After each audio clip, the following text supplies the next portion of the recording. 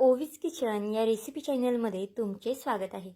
तर आज आपण चक्क आप्पे पात्रामध्ये कांद्याची पात टाकून ना अतिशय भन्नाट अशी रेसिपी करणार आहोत.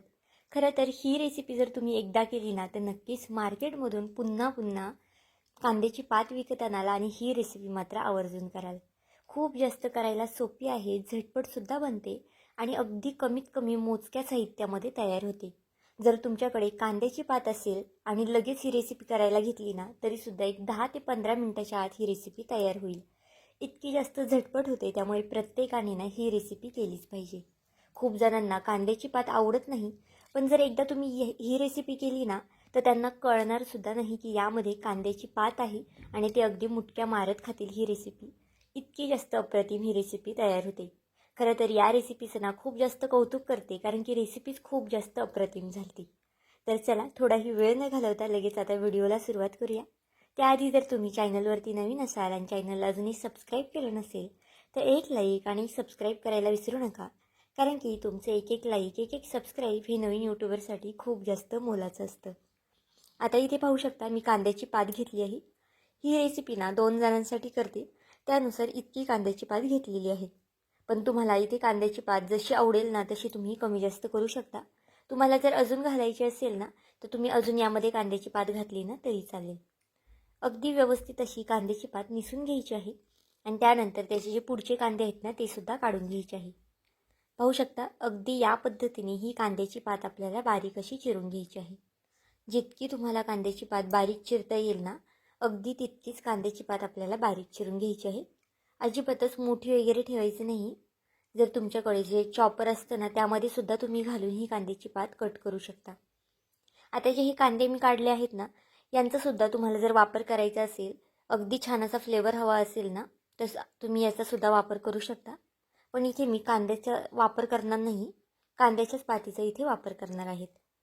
तर इथे पाहू शकता आपली कांद्याची जी पात आहे ना ती अगदी छान अशी चिरून घेतलेली आहे. पुन्हा वाटलंच तर असं आहे ना तुम्ही पुन्हा सुरीने अशा पद्धतीने कट करून झाल्यानंतर पुन्हा थोडंसं कट करू शकता, म्हणजे अजून बारीक ही कांद्याची पात होईल. आता पात आपली चिरून झालेली आहे. तोपर्यंत एका साईडला गॅसवरती इथे मी एक पॅन तापत ठेवला आहे. पॅनमध्ये बघा अगदी थोडंसं तेल घालायचं आहे. एक पळी इतपत तेल घालून घेतलं आहे. एक पळीला थोडंसं कमी तेल घातलं आहे. तुम्ही इथे तुमच्या आवडीनुसार तेलाचं प्रमाण कमी जास्त करू शकता. तेल तापलं की त्यामध्ये 1 चमचा मोहरी आणि 1 चमचा जिरे घालून घ्यायचं आहे. जिरे आणि मोहरी छान तडतडली की यामध्ये थोडेसे पांढरे तीळसुद्धा घातले आहेत. पांढरे तीळ घालणं ऑप्शनल आहे, तुम्हाला जर आवडत असतील तर घाला किंवा जर तुम्ही स्किप केलं ना तरी चालतील. कोथिंबीरसुद्धा बघा इथे मी फोडणीलाच घालून घेतली आहे. आणि आता गॅस अगदी मीडियम ठेवायचा आहे आणि त्यानंतर ही जी कांद्याची पात आहे ना ती सगळी कांद्याची पात यामध्ये घालून घेऊया. इथे आपण कांद्याच्या पातीची भाजी वगैरे करत नाही. रेसिपी खरंच खूप जास्त वेगळी आहे. ज्यांना कांद्याची पात आवडत नाही ना ते सुद्धा अगदी मुटक्या मारत खाणार आहे ही रेसिपी, कारण की यामध्ये कांद्याची पात दिसतसुद्धा नाही आणि रेसिपी खायला खूप जास्त अप्रतिम होते. आता इथे चवीनुसार मीठ घालून घेतलं आहे. मीठ इथे आपल्याला थोडंसं पुढेसुद्धा घालणार आहोत आपण, त्यामुळे खूप जास्तसुद्धा मीठ घालू नका. अगदी थोडंसं भाजीपुरतंच इथे मी मीठ घातलं आहे. आता 1 मिनिट भरासाठी आपल्याला बघा हे परतून घ्यायचं आहे. खूप जास्त स्लो गॅसवरती सुद्धा परतलं नाही मी, अगदी मीडियम गॅसवरती 2-3 मिनटं ही भाजी परतून घेतली आहे. तर इथे पाहू शकता भाजी जी आहे ना ती आपली 50 ते 60% इतपत शिजलेली आहे. आता गॅस आपल्याला इथे बंद करून घ्यायचा आहे. खूप जास्तसुद्धा भाजी शिजवायची नाही किंवा मग भाजी शिजवताना आपल्याला पाणी वगैरे सुद्धा घालायचं नाही. पाणी वगैरे न घालताच आणि गॅस मीडियमवरतीच आपल्याला ही भाजी थोडीशी परतून घ्यायची आहे. आणि बघा पहिल्यापेक्षा भाजी बऱ्यापैकी सुकलेली आहे, म्हणजेच आपली भाजी ना एक 50 ते 60% इतपत शिजलेली आहे. आता ही भाजी थंड करण्यासाठी थोडा वेळ ठेवून देऊया. तोपर्यंत एका साईडला एक मिक्सरचं भांडं घेतलं आहे. त्यामध्ये अगदी थोडीशी कोथिंबीर आणि पुदिना घातला आहे. जर पुदिना असेल तर वापर करा, नसेल नाही घातला तरी चालेल. लसूण घातला आहे. एक 5 ते 6 पाकळ्या लसणाच्या सोलून घातलेल्या आहेत. 2 हिरव्या मिरच्या घातल्या आहेत. मिरचीचं प्रमाण इथे तुम्ही तुमच्या आवडीनुसार कमी जास्त करू शकता. आणि अगदी थोडंसं सुकं खोबरं घातलं आहे. सुका खोबऱ्याच्या ऐवजी तुमच्याकडे ओलं खोबरं असेल ना तर ते घातलं ना तरी चालेल, म्हणजे अजून छान रेसिपीला चव येईल. आणि 1 ते 2 चमचे शेंगदाणे घातले आहेत. शेंगदाण्याचा कूट इथे वापरला तरी चालणार आहे. 2 चमचे इथे मी दही घातलं आहे आणि आता हे पाणी टाकून आपल्याला अगदी छान असं वाटून घ्यायचं आहे. खूपसुद्धा पाणी घालू नका, नाही तर मग चटणी जी आहे ना ती आपली खूप पातळ होईल. त्यामुळे अगदी थोडंसं कमी पाणी घाला आणि लागेल असं तुम्ही यामध्ये पाणी घालू शकता. थोडंसं मीठ घातलं आहे चवीनुसार. आता हे छान असं वाटून घेऊया. अगदी बारीक वाटायचं आहे, अजिबातच खोबऱ्याचे शेंगदाण्याचे तुकडे यामध्ये राहिले नाही पाहिजे. पाहू शकता आपली हिरवी चटणी जी आहे ना ती अगदी छान अशी तयार झालेली आहे. ही रेसिपी खरं तर ना तुम्ही मुलांच्या डब्यालासुद्धा बनवू शकता, जेवणामध्ये बनवू शकता, नाश्त्यामध्ये बनवू शकता, कधीही बनवू शकता, कारण की खूप जास्त झटपट बनणारी आहे.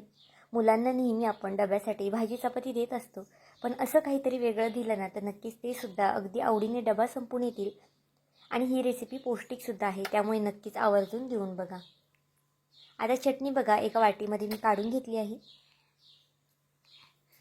आणि आता एका पळीमध्ये 1 पळी इतपत तेल घालून ते तापून घेतलेलं आहे.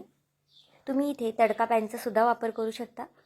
1 चमचा मोहरी, 1 चमचा जिरं घालून घेतलं आहे आणि ही फोडणी यामध्ये आपल्याला ओतून घ्यायची आहे. चटणीमध्ये बघा आपण सुरुवातीलाच मीठ घातलं होतं, त्यामुळे आत्ता मीठ घालण्याची काही गरज नाही. आता अगदी छान अशी चटणी हलवून घेऊया. आता चटणी बघा आपली छान अशी तयार झालेली आहे. तोपर्यंत आपली जी पुढची प्रोसेस आहे ना ती करून घेऊया. तर आता इथे मी अर्धी वाटी इतपत पोहे घेतले आहेत. पोहे आपल्याला जास्तीच्या पाण्यामध्ये भिजवून घ्यायचे आहेत. आपण नेहमीचे जसे पोहे भिजवतो ना तसे पोहे आपल्याला भिजवायचे नाही आहेत. थोडेसे जास्तचं पाणी घालायचं आहे आणि अगदी मऊसूत असे हे पोहे भिजवून घ्यायचे आहेत. आता मिक्सरच्या भांड्यामध्ये बघा मी पोहे घालून घेतले आहेत. इथे सगळे पोहे ना आपल्याला एका मिक्सरच्या भांड्यामध्ये काढून घ्यायचे आहेत आणि त्याच वाटीने मोजून ना इथे मी रवासुद्धा घेतला आहे. रवा इथे बारीक रव्याचा वापर केलेला आहे. तुमच्याकडे जर जाड रवा असेल ना तर त्याचासुद्धा इथे तुम्ही वापर करू शकता. बघा ज्या वाटीने पोहे मोजून घेतले होते ना अर्धी वाटी, त्याच वाटीने अर्धी वाटी मी रवा घेतला आहे आणि रवा ना इथे आपण कच्चाच वापरलेला आहे, भाजून वगैरे रवा इथे मी वापरलेला नाही. आता रवा आणि पोहे घातल्यानंतर यामध्ये आपल्याला दही घालायचं आहे. दही जर तुमच्याकडे असेल तरच वापरा, नसेल नाही घातलं तरी चालेल. जर चमच्याने मोजले पोहे खायच्या चमच्याने तर 1-2 ते 2.5 चमचे इतपत दही आपण वापरलेलं आहे. खूप जास्तसुद्धा दही घालायचं नाही आणि दही खूप जास्त आंबटसुद्धा आपल्याला इथे वापरायचं नाही. कमी आंबट जर तुमच्याकडे दही असेल ना तर तेच दही तुम्ही इथे वापरू शकता. आता अगदी थोडंसं पाणी घालायचं आहे आणि अगदी फाईन असं हे वाटून घ्यायचं आहे. खूप जास्त पाणी घालू नका, नाही तर मग रेसिपी आपली फसू शकते. त्यामुळे बघा अगदी थोडंसं पाणी घालून मी हे वाटून घेतलं आहे.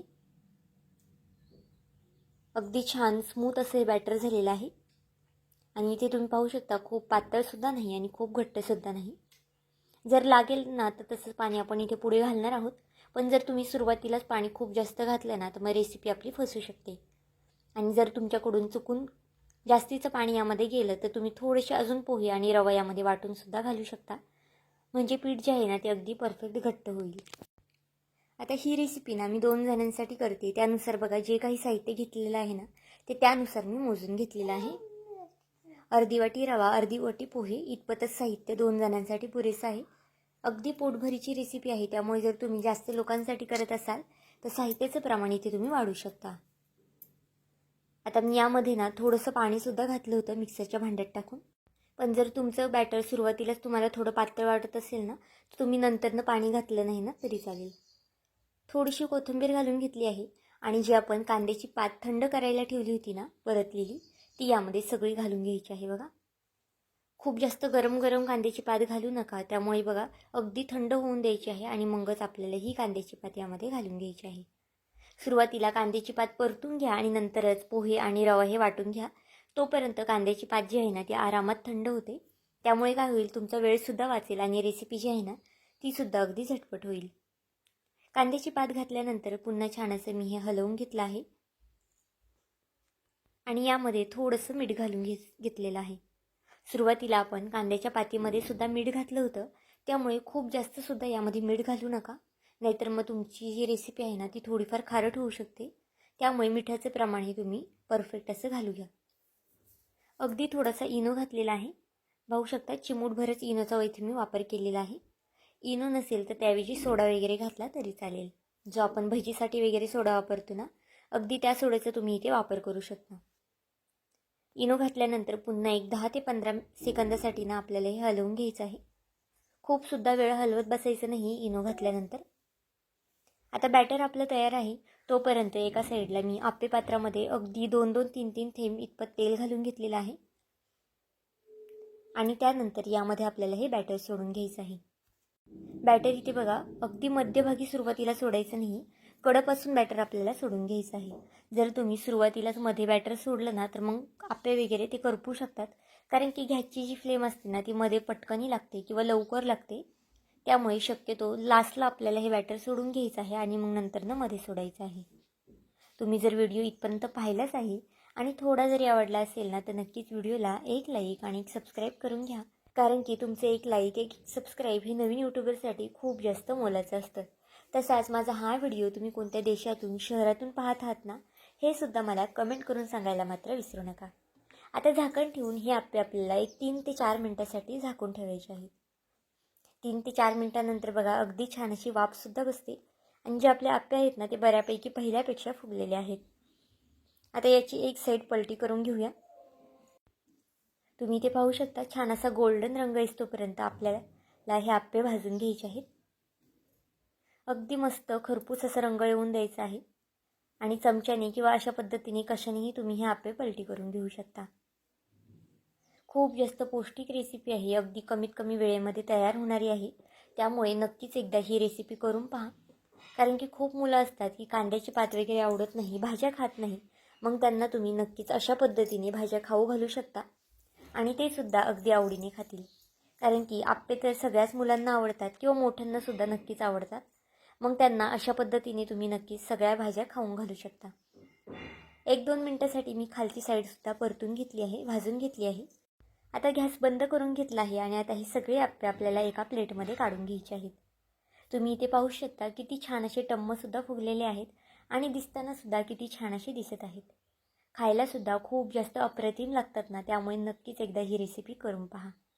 अगदी झटपट बनते. तुम्हाला जर करायची असेल ना तर तुम्ही नक्कीच अगदी 15 मिनटात ही रेसिपी बनवू शकता. फक्त तुम्हाला कांद्याची पात थोडीशी परतून घ्यायची आहे, रवा आणि पोहे वाटून घेऊन त्यामध्येही मिक्स करायचे आहे. इथे बघा आतून सुद्धा अगदी छान असे शिजलेले आहेत. वरून छान कुरकुरीत आणि आतून छान मऊसूत असे हे आप्पे तयार झालेले आहेत. लहान मुलांसाठी ना खरंच उत्तम असा हा पर्याय आहे, भाज्या जर खाऊ घालायच्या असतील तर. आणि कोणाला कळणारसुद्धा नाही की यामध्ये कांद्याची पात वापरलेली आहे. सगळ्यांना असं वाटेल की यामध्ये आपण कोथिंबीर वगैरे वापरलेली आहे. त्यामुळे नक्कीच एकदा ही रेसिपी करून पहा. तर आजची ही रेसिपी तुम्हाला कशी वाटली मला हे कमेंट करून नक्की सांगा. आणि चॅनलवरती नवीन असाल तर चॅनलला एक लाईक आणि एक सबस्क्राईब करायला विसरू नका. पुन्हा भेटूया आपण अशाच एका नवीन व्हिडिओमध्ये. तोपर्यंत बाय.